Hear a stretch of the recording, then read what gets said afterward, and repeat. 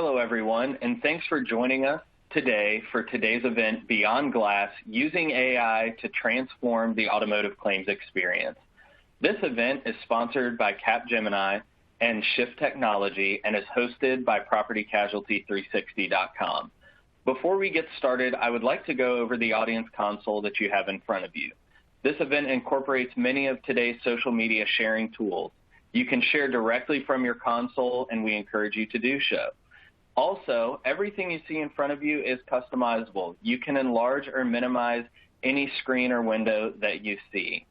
Also, today's presentation includes some poll questions. We encourage you to answer those on your console, and our presenters will analyze the results in real time. Lastly, if you have any questions for our presenters, please use the Q&A widget that you see below the slide window in front of you. If you have any technical questions, we'll get to those as quick as possible. And if you have questions for our presenters, we'll do our best to answer as many as we can at the end of today's presentation. Now for the reason that you're all here. The number of claims in the areas of business interruption, liability, property, life and health, due to new high-impact emerging risks are increasing in recent times. Insurers face a dual imperative to control claims costs while also providing a differentiated customer experience.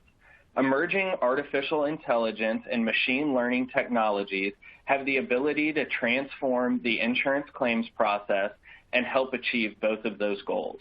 Here to discuss this topic with us are Satish Weber, Vice President of Insurance Go-to-Market at Capgemini, and Eric Sibony, Co-founder and Chief Scientific Officer at Shift Technology.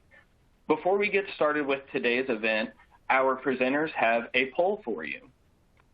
What are the top investment areas your organization is considering within the next year to transform your claims experience?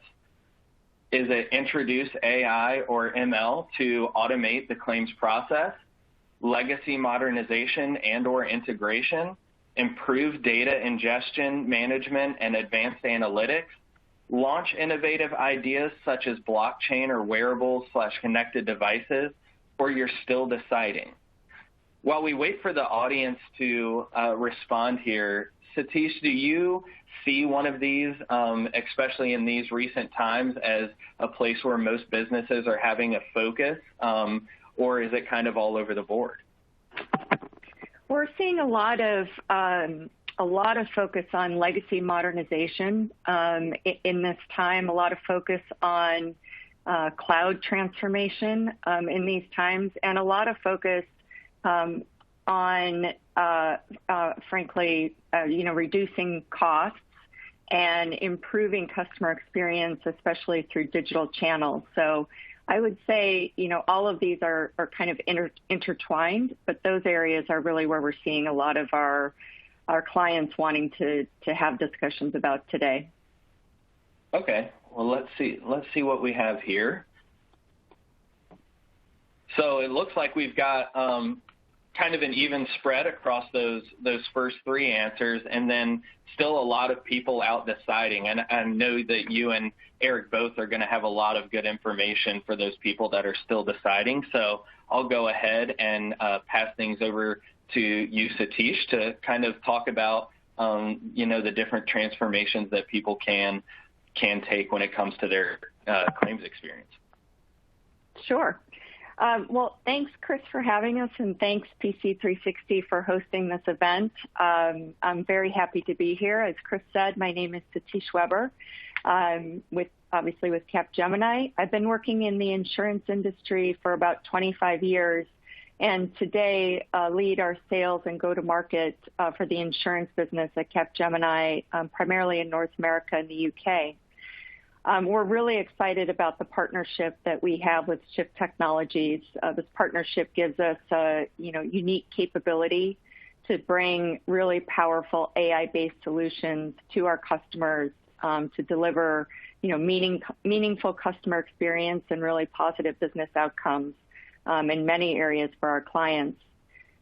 Just before we jump into the content, Eric, do you want to say a quick hello to our audience so they hear your voice in case you jump in on some of my slides here? Thank you. Hello, everyone. I'm Eric Sibony. So I'm the co-founder and chief scientific officer at Chief Technology, meaning that I lead the R&D and the product vision. So I'm very happy to be here now. And I will focus on concrete examples to show you how AI can help in the transformation after Satish. Thank you. Perfect. Yeah, perfect. So I'm going to set a little bit of the context with what we're seeing in the marketplace today.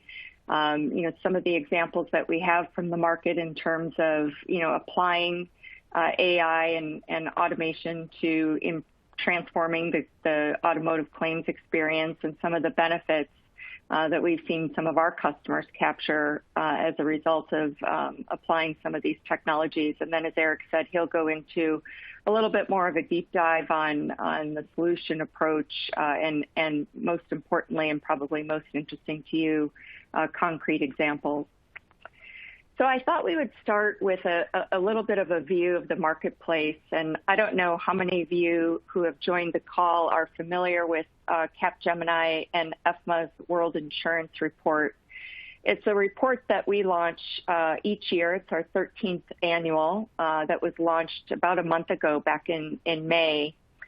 It brings together, kind of first-party research from insurance consumers around the world, married with the input through interviews of several hundred C-level executives. So kind of brings together the customer experience along with the carrier, focus areas, which I think makes it a little bit unique in the marketplace. And what we saw this year was kind of interesting. So we've been seeing for the last several years that consumers are, starting to demand more convenient and personalized digital interactions, particularly in insurance and most specifically in the claims area. But one of the findings that was new this year is that we're seeing an erosion of what we had in the past called the digital divide. So in previous reports, we've seen millennials and we've seen very tech-savvy individuals much more willing to demand or embrace digital interactions and embrace digital technologies to handle transactions with their insurance carriers. But what we found this year is that divide has really just gone away. We see over 60% of all age groups using digital channels for their day-to-day transactions. And we're seeing this kind of across the board. So while millennials are kind of the fastest growing consumer group, we're seeing this with Gen X and even older as well. What we also found is that the digital experiences that our clients are offering cannot just be a replication of the existing processes into a digital channel. So consumers today are really demanding hyper-personalization. And to meet their needs, it's really important to think first about the experience and how it can be tailored and personalized and contextualized, and how you can really bring empathy and the right types of interaction into the process. So at Capgemini, we think about this as experience-led but data-driven to really make the right offerings across the right mix of channels, because many consumers today really still are embracing that omni-channel experience where they can kind of seamlessly transition across channels, and the ability to interact appropriately at the right time with customers. This data-driven experience, can obviously be driven by AI and automation when it comes to auto claims. So we see the majority of insurers offering or considering to offer a virtual or touchless claims. Virtual meaning the ability to, bring in photos of damage for remote assessment, eliminating the need for physical inspection. And touchless meaning offering an end-to-end claims experience with no human intervention for those customers that prefer it. And we're seeing that we're a ways away from kind of that touchless experience, but we're seeing an interest from consumers in self-service options including first notice of loss, which over 30% of customers said that they would be interested in a first notice of loss self-service type of experience. And we actually saw that this percentage was much higher in other areas: pre-claims, document submission, remote estimation, and status checks. So although that we're seeing that consumers are interested in these self-service options and interested in exploring kind of a more touchless or virtual claims type of experience, the adoption of this has been slower, I think, than a lot of our customers had hoped. And the reason for that is that there's too many questions and there's a static process. So in other words, a lot of carriers haven't really designed with that experience-led and data-driven guiding type of principle. So we think about a set of what we call model insurer competencies, which means the competencies that are really required to be innovative and agile. So competencies required to leverage data and technology to really exceed customer expectations and create really personalized customer experience, and to be able to kind of revolutionize the operating models needed to incorporate new partners, to offer new services, new technologies, et cetera. We believe these model insurance competencies are really required to embrace that experience-led and data-driven type of approach.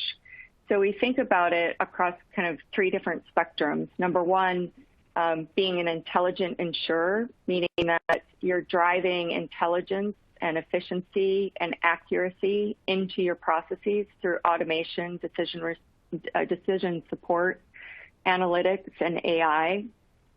Embracing the concept of being an open insurer, so developing a modern platform with open architecture to be able to integrate quickly with new partners, launch new services, and ingest and derive value from new data sources quickly. And then third, what we call being a deep customer type of insurer or capability, developing really meaningful, timely, personalized, omni-channel type of customer interactions while continuously building a deeper knowledge of customer and using that knowledge to even drive, better customer intimacy. Encouragingly, we're seeing, a variety of examples of these type of capabilities or these type of competencies being deployed into the marketplace within the context of auto claims. And we've got a couple of examples of that here that you can digest on this slide. And for the carriers that we've worked with, to bring these competencies to bear and to really think about transforming their claims experience, we see significant benefits. Number one, in terms of customer satisfaction, loyalty, and net promoter score, as we see the cycle times decrease and the number of touches that are with the customer that are required, as we see the cognitive burden kind of decrease, if you're able to, create that more tailored experience and leverage data to create a more personalized experience for customers, seeing a massive improvement in those areas. We also see an improvement in terms of operational efficiency, improvement in cycle times, sometimes, up to anywhere from kind of 1 to 15 days. The ability of an adjuster to handle more cases, so the case per adjuster ratio is improved, sometimes by 3 to 10% more, 10 times more, and reduce claims expenses, which is obviously an area of focus for a lot of our clients. So significant reduction in LAE, better fraud detection, and improved accuracy in terms of both reserving and estimating. So hopefully that sets a little bit of the context in terms of bringing the right technology to the right experience at the right time. And I think we have another polling question, Chris, if I'm not mistaken, before we kind of jump into more detail around the solution, the approach, and some of the examples. Yeah, absolutely. So, folks, another polling question here. Again, you can answer this polling question directly on your console. what are the biggest challenges your organization is facing with regards to your claims process? Is it customer retention, lowering LAE, identifying emerging technologies and a roadmap for launch, or seamless interactions across multiple channels? I want to loop in Eric here, Satish, with the changing times that we're going through with the dramatic landscape change. I'm sure that all of these challenges are something that each organization has faced. Eric or Satish, is there something that you're seeing more often, especially with the kind of landscape that we're operating within the market now, that you see is really a huge challenge in the claims process? I think carriers. Sorry. Go ahead, Eric. Maybe just to give a quick answer. What can be difficult with this question is that usually we can feel that it can be all at once, and it's true that some solutions can actually help providing answers to several aspects. Like if you have seamless interactions across multiple channels, then usually it can improve efficiency and in the end lower the loss adjustment expenses. Now, from what we see, we feel that today there's a major focus in lowering the loss adjustment expenses, but that's just I would say a global feedback. Yeah. Well, let's see what the audience had to say here. Thanks for that input, Eric. Yeah, and again, kind of like the first question, we're kind of evenly dispersed over everything. So, this is kind of what we expected, but, I'll pass it back over to you all to kind of analyze these results and then go through some of those examples that you all are seeing in the market.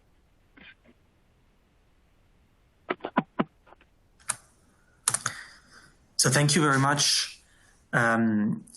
I'm going to now focus a bit more on some concrete examples for the automotive insurance. So I want to use three major examples throughout this presentation and think about how they can differ in terms of complexity. So the first example is a glass claim. Glass claim is always referred as one of the simplest types of auto claims, and there's reason to that. Of course, is the process is usually rather simple. In a sense, it can be done in two steps. The insured will go to a glass repairer, and the repairs can be made on the spot because repairs for glass claim are simple. And then in many cases, the insured doesn't even have to contact the insurer. You don't even have to make a claim to report a claim because the repairer will send claim through the invoices to the insurer directly.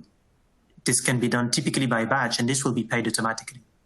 This is the case because there are some specific providers, typically like SafeLight in the US and others similar in other countries, that have this integration with insurers, and that's why glass claims have become so simple.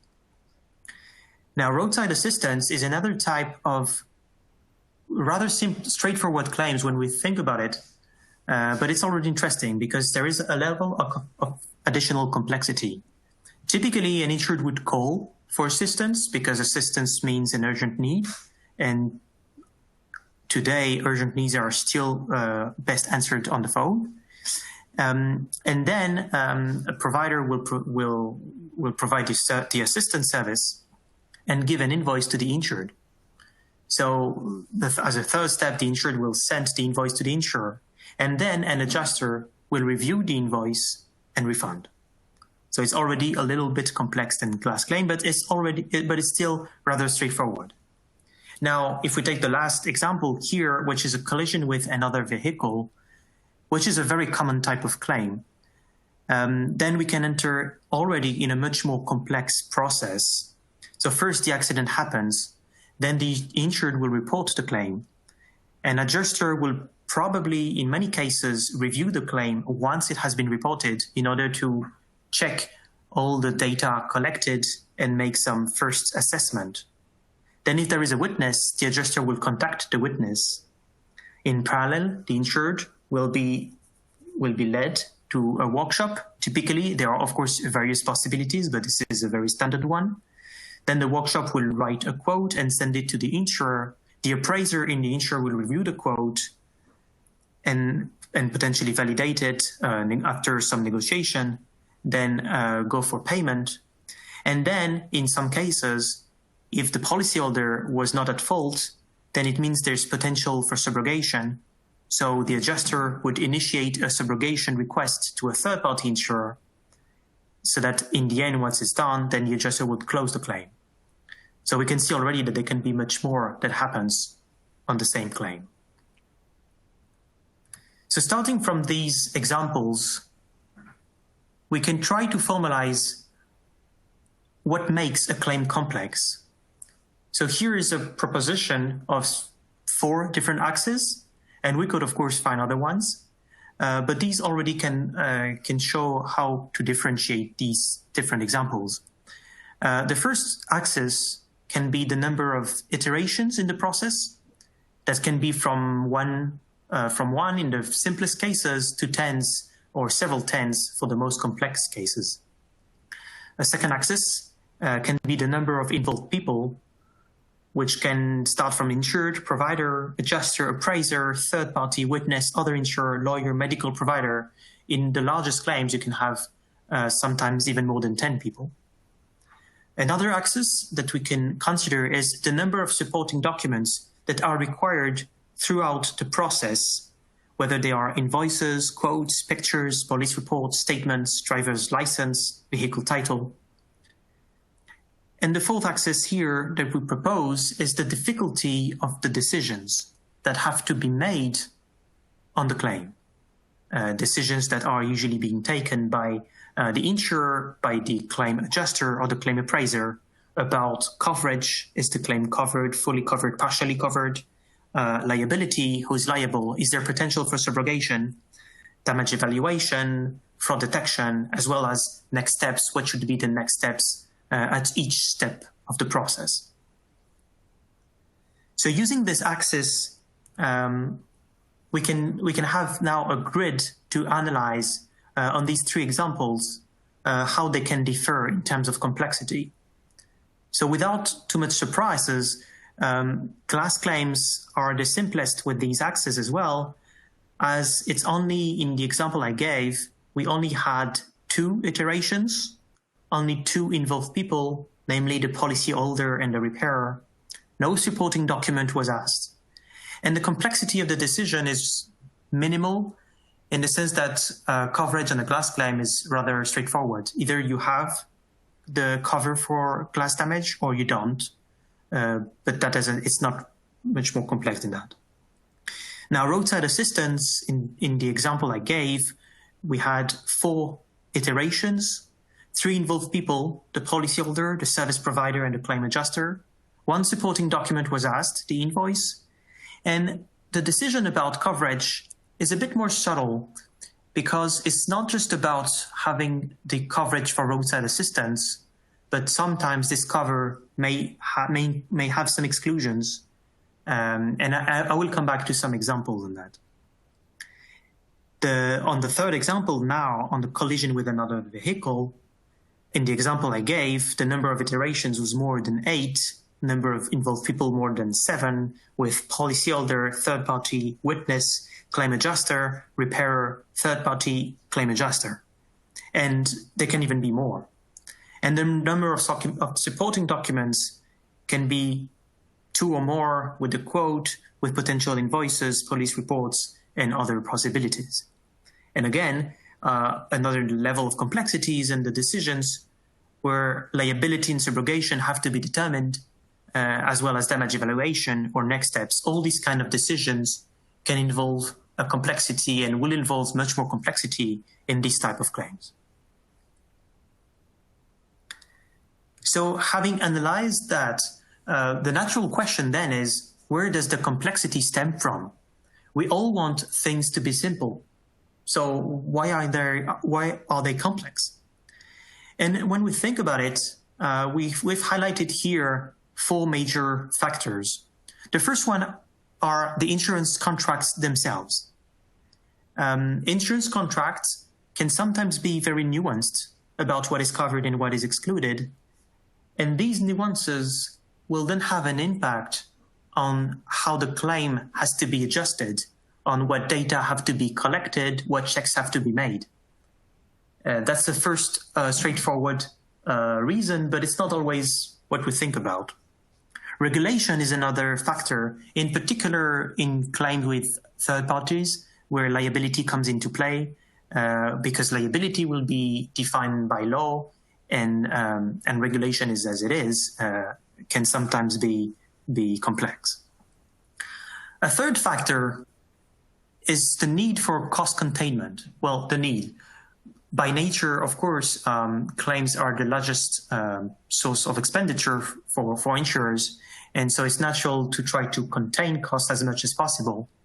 And when you think about it, of course, if the processes always include a step for inspection, step for quote review, quote appraisal, negotiation, all of these steps in the process that add to the complexity are here to make sure that the cost is contained. And at last, we would say the last factor here is fraud detection, in the sense that claims rely on statements. So if insurers could believe everything that is being stated, then there's a lot of stuff that they would not ask. But of course, we know some people might not always state the truth. And even if it's not always with the purpose of detecting fraud, it is natural for insurers to ask for supporting documents like invoices to justify amounts or other services that are being claimed. So the natural question then is, how can we overcome this complexity? Having highlighted these different factors, the first idea could be to say, well, let's change the contracts, because we said complexity can come from the contract. So for example, we could simplify the exclusions. Now, this sounds like a good idea, but it's not that simple to do, because the contracts are being created and being priced by actuarial teams and require a lot of analysis and specific work on that. And changing a contract might create some unexpected event in the future. So it's not that straightforward to predict what would be the impact on the financials. A second approach that is sometimes people talk about is parametric insurance. That would say that claim is covered if X, where X is something that is quantifiable. Example is farm insurance, where the damage would be covered if, for example, the speed of the wind was above a certain threshold. This naturally will simplify, because it means that there's the condition for coverage can be measurable. So there's no concept of statement anymore. There's no concept of truth or fraud here. So it would simplify, but as we can feel, it's not easily applicable to many situations. A large part of insurance covers for accidents, real life accidents, events that are actually hard to quantify and just reduce to just 1x. Connected devices is another approach, and it's true that with telematics, in a way, there's no need for statements anymore. With telematics, the sensors can say automatically if a claim happened, if an accident happened, and can with the right data analysis, we can go beyond that and say potentially what precisely happened, and even determine liability based on telematics data only. So this is probably the right solution. But today, I would say technology is not sufficiently mature today. And just because, well, if it were, then probably we would already have that everywhere, and we wouldn't have statements for auto claims anymore. And this is not the case yet. So it might be something in the future, but today doesn't seem to be applicable on a very large scope. Now, artificial intelligence is a fourth solution that we describe here that is more mature and more ready to be applicable. And what it can do is not actually simplifying the process on its own, but is automating checks and decisions throughout the process so that in the end, the stakeholders feel it is much simpler, because it will, by automating the several iterations, it will reduce the time that is being spent, and it will also reduce the number of required human interactions. So overall, the process is streamlined while not being fundamentally disrupted. So there's no need to worry about cost containment, because AI will be able to automate all the checks. So all the checks that are being here to be sure that cost is contained, that fraud is detected, are automated, so the risk is contained, and at the same time, the process can be felt as much simpler by all the stakeholders. So that's why we see that AI is a very relevant technology here for the given problem. But it has, in order to be useful, it has to overcome several challenges. The first challenge is that the AI has to be applied on various types of data, structured, but as well as unstructured data. And this is where a large part of the challenge comes from. Unstructured data meaning pictures, text, or documents. And analyzing this unstructured data presents a technical challenge, as it can be easily understood. But in addition, not only this data can be complex, but what has to be done on this data, a deep understanding is required to be able to then apply the same level, the same kind of checks that are being applied today by the adjusters about determining coverage and liability. And not only the understanding on the data has to be deep, but it also has to be very accurate. We say that in order to automate, we can only automate if we can trust the machine. And we can trust the machine only if it is as accurate as a human. It can be a strict vision to see things, but in the end, when we really think about it, if we trust a claim adjuster to adjust a claim, it's because we know the adjuster will not make too many mistakes. And also we know that the claim adjuster is reliable and will not just start doing some random stuff. And it's the same for an AI. We have to expect the same from an AI when it's about automating claims. And this is very important because in claims automation, any decision is very impactful. Overall, if we said that a claim should be paid, whereas it shouldn't, then we're losing money. And if we say that a claim should be denied, whereas it shouldn't, then we're potentially losing a customer. So any error here is very impactful. And so that's why we say an AI has to have the same level of accuracy of a human, and by default, we say more than 99% of accuracy. And at last, in order to be effective, the AI has to be integrated in the various channels and be able to take the same, to apply the decisions with the same level of accuracy, whether the claim, whether the data is coming in through potentially a claim being reported on the phone by a call center, or elements that are being received through email or any type of channel. So this requires a tight integration with the core systems. Now, in order to overcome these challenges, we believe that only an AI that is dedicated to insurance can do it. And I'll try to explain how, by being dedicated to insurance, the AI will overcome that. Generic AI, as we see it and as we can read about it, is really can sometimes be considered as a big black box, and it is indeed a technology that can be used as a big black box, where it can just you don't exactly know how it will do it, but just you can give it a lot of data to feed, and then it will just produce an output. having a black box to take claim decisions is not possible. First, it's not possible from a regulation perspective. We need to be able to explain what the AI proposed as recommendations, or even sometimes took as decisions to automate. But also, it's not even a good thing to have from an operational perspective, because when you have a big black box, you cannot easily modify it and adapt it. And we know the context may change. In particular, if you have an insurance product, and for example, the product is changing, you change a cover. Now, with a big black box, you would need to retrain this AI for potentially a few months before it is up and running. Whereas if you take a claim adjuster and tell the claim adjuster from now on, the new cover will be that one, the claim adjuster is able to just apply it straight away.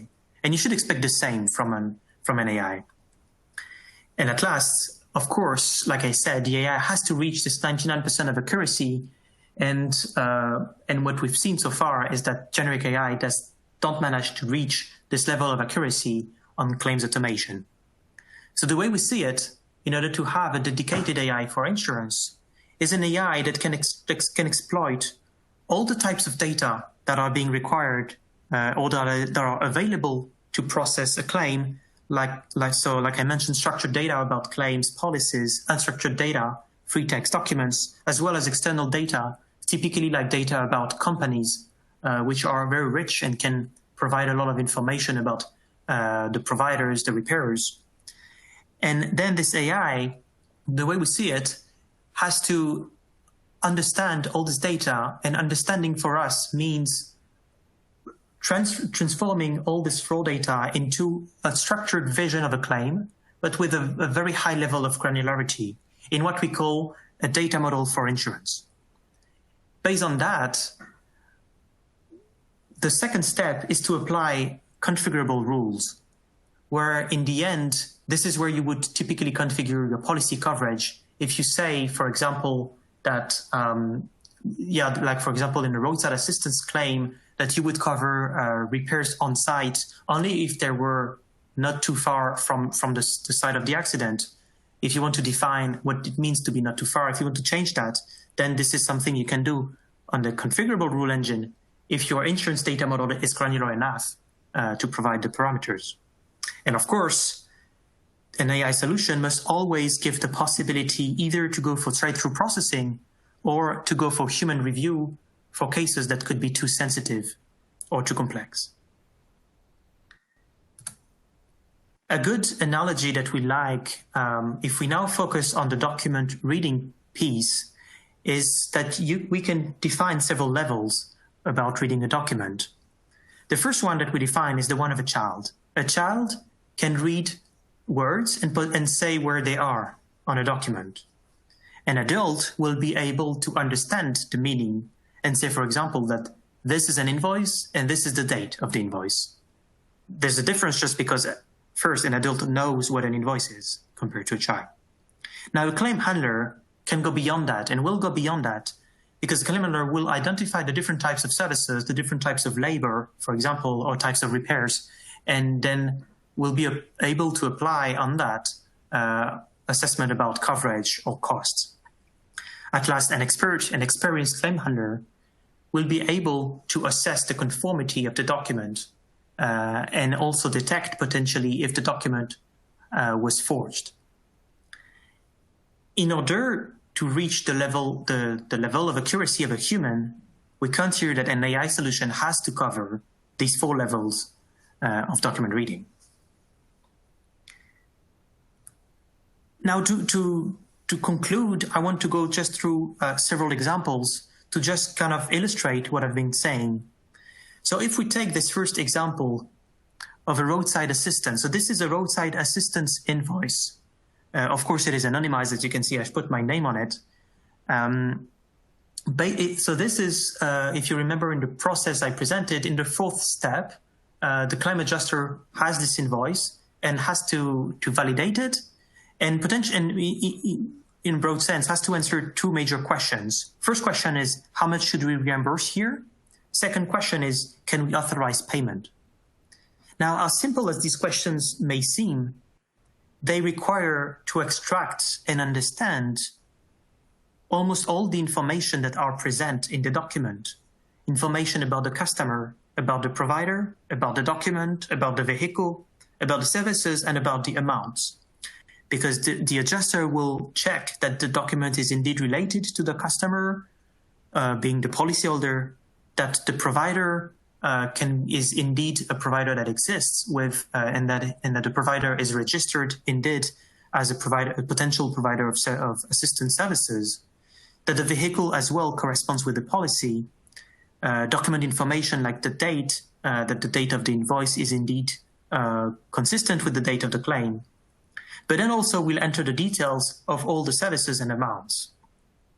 And in this case, for example, what is interesting here is that there are 3 lines in this invoice, and actually only the first line is for towing, which is the only one which is an assistance service. The 2 other lines, the second line is about labor, but it's labor for repairs, and the third line is a part. And so typical insurance cover for roadside assistance will only cover for the assistance service. So in here, the amount to reimburse would only be the one for the first line, so only $58 compared to the total amount of the invoice, which is $366.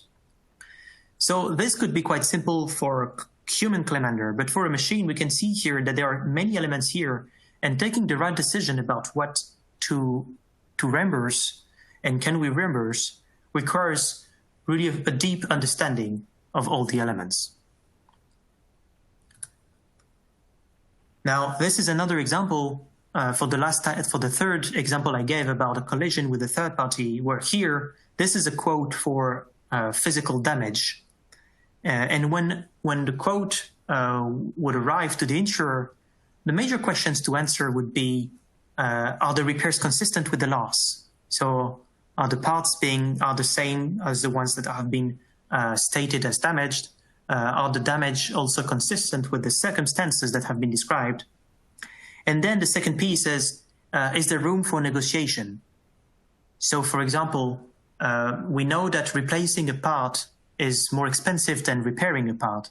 If the provider was made a quote with a lot of replacement, is there a way we could see that potentially some of the parts could be actually repaired and not replaced? Or as well, if it is a replacement, what type of part are we talking about? Is it OEM or aftermarket? Maybe there's some room for negotiation here, as well for the labor rate. So all these questions are questions appraisers would answer to try to see if they can lower the costs in the end. And the same here, in order to be able to answer all of these questions automatically, the machine has to extract and understand all the information. And to conclude with the last example, so on the same type of claim, an accident with a third party, another area, another type of decision that has to be made is about liability. So this is an example of a claim. So I'm just going to read the description here. So I'm the policyholder here giving my statement. So I was at a red light, and when it turned green, I started to move forward. All of a sudden, a car came from my left and passed just before me. I didn't have enough time to stop, and I hit it to its rear right. I'm sure it went through a red light, otherwise I don't know how it could have happened. By the way, a pedestrian saw it and said he could provide his testimony. What is interesting in this case is the policyholder hit the third party in the rear right, and this is typically a situation where the first party would be liable. Now, because it seems like the third party actually did not stop at a red light, then here liability, potentially the third party could be the one that is at fault. And so there is potential for subrogation. So it's hard, of course, to just determine here, but because we know there's a witness, then it means that we have to send that to the right team and do the right actions in order to collect elements from the witness. Because in the end, if we can ask for subrogation, then it's potentially a few $1000s that can be saved, and there's no reason why we shouldn't do it. So again, here, it's easy for a human to do, but for a machine to apply, it means that the machine has to have this deep understanding of the situation. And this can only be done, like I said, if the machine has this granular vision of what insurance claims are. So this is the last example I wanted to give. So now I'm gonna give the floor back for a poll question. Yes, so we've got one last poll question here for everybody. Just one more time, you can just click the answer of your choice on your audience console. After today's webinar, how likely are you to consider AI-based solutions for claims decision automation? Are you very likely, likely, somewhat likely, unlikely, or very likely? And while everybody is answering that question, what I will do is I will open up the floor to Satish and Eric for the Q&A portion of the presentation. I will start out with the question that's come in. Where are insurers starting with AI claims decision automation? In other words, what does a roadmap for it look like?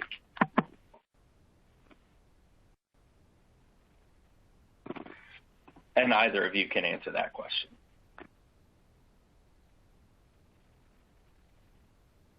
Well, I can answer, and Eric, you can jump in. I've seen a lot of focus around first notice of loss.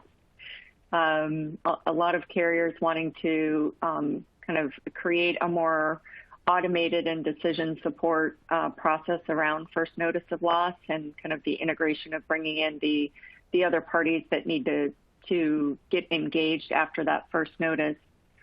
Eric, I don't know if you have anything you'd like to add to that, or if you've seen something different. Yeah, first notice of loss is a good starting point, as it is a simple problem in a way, because we start from a new claim. And so all the assessment, all the decisions have to be are clearly defined. I think another use case that is also easy to start with, because it is also clearly defined, are the ones when it's about validating documents.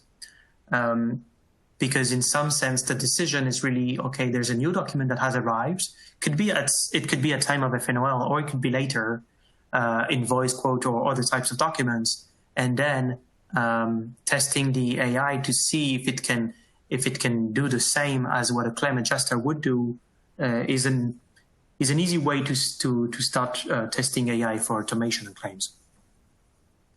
Yeah, with the inbound documentation. Yep. Great. Thank you all for your input there. I am going to go ahead and if any of our audience members want any more details on, our presentation today, or about the AI process and how you can transform things for your own company, you can reach out to, and the details should be popping up for you on your screen. You can reach out to insurance@capgemini.com, or you can go to either Shift Technologies website or Capgemini's website. So wanted to give you all that information. We did have another question come in. What other lines of insurance other than auto are best suited to AI claims handling capabilities, and how accurate have claims automation solutions proven to be? Yeah, we've seen a lot of traction in the supplemental health space around claims automation and applying AI. And with the programs that we've worked on in that space, we have really seen a tremendous level of accuracy that we've been able to drive through settling those claims. Great. Yeah, maybe to add on. Yeah, go ahead, Eric. So naturally, the first lines of business we want to think about are the ones with, of course, high volume and I mean high frequency of claims and potentially lower frequency, lower amount. So auto, health, property, travel insurance as well. The bigger lines of business like workers' compensation maybe will not seem as a good application for a start, but actually it's also about what is expected. Is it about do we expect the AI to fully automate the claim, or automate only a part of it, or automate only some kind of decision and provide recommendations?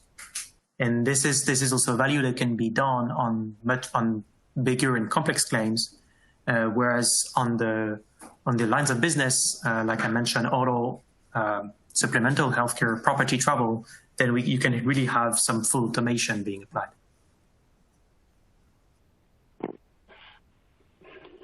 Great, thank you, Eric.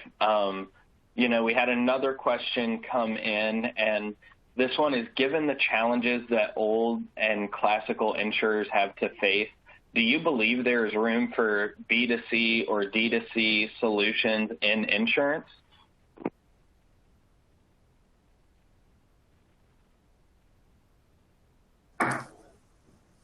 I'm not exactly. Yes, I mean, go ahead, Eric. No, I wasn't exactly sure about what we mean by a B2C solution in insurance here.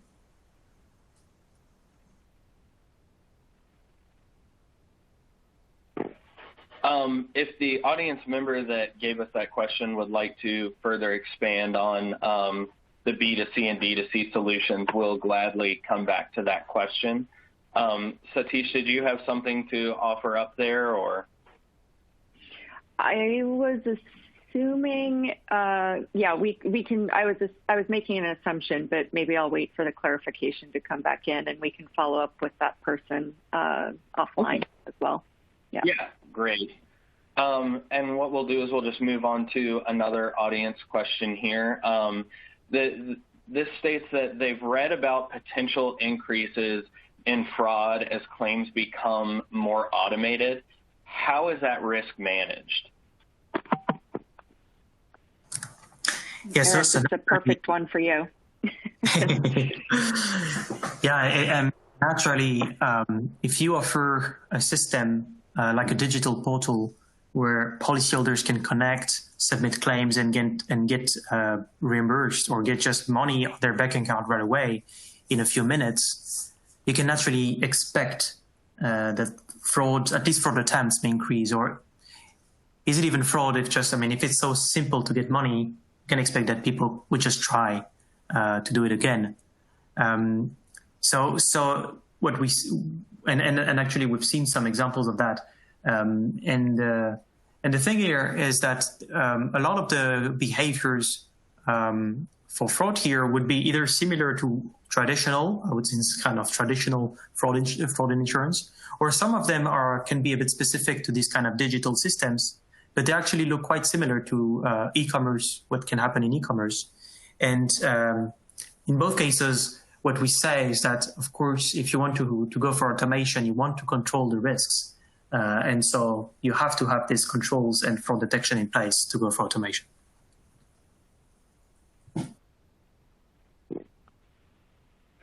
Great, and thanks for that, Eric. And this may be another one for you, Eric, since you were kind of going through the examples, and Satish can jump in as well. It says timely claim settlement is a key differentiator. How much faster can we process the claims using technology?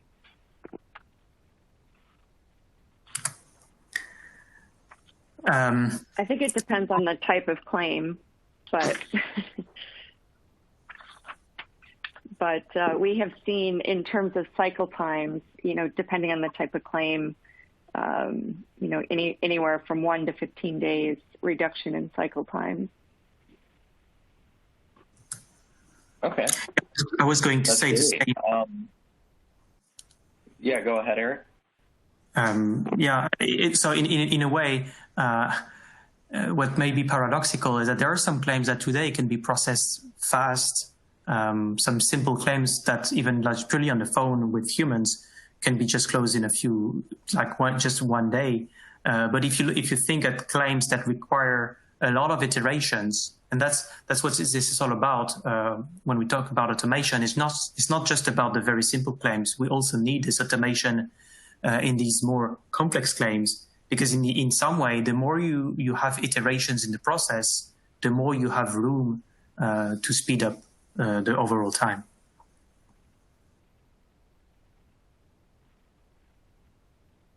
Great. And then we had another question come in. We got time for maybe one or two more. It says, we are seeing trends such as zero-touch claims experience. Does that mean there will be no human involvement? It means that there could be no human involvement. So we have clients that we're working with that's really trying to massively improve the percentage of claims that can be processed in a touchless manner. And I think the key goes back to that, making sure that you're creating the right experience and providing the right level of empathy throughout that automated or touchless process. So the option to reach out and talk to someone, I think will always be there and probably should always be there. But the key is designing the right experience so that, fewer customers feel like they need that personal touch. They feel like they're getting a high touch experience, even though it's coming through an actually more touchless with an actual person type of process.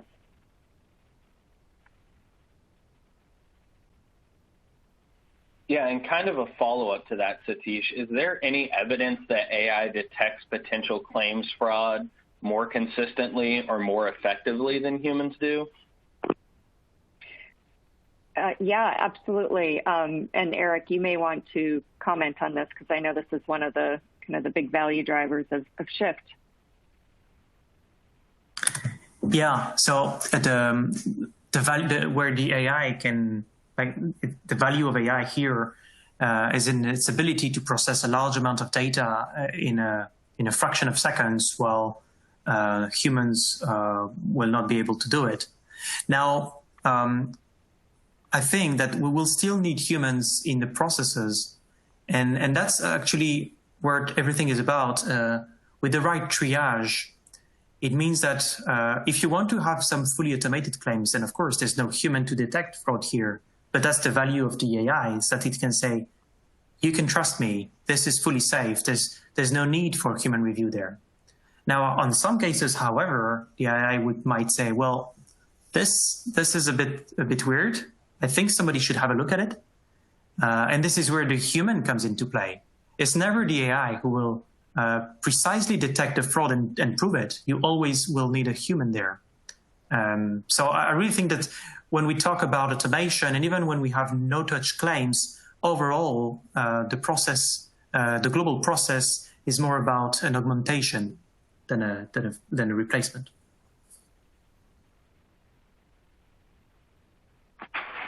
Great. Thanks so much for that answer there, Eric. And with that, we are at the end of our time. I would really like to thank you all for joining us.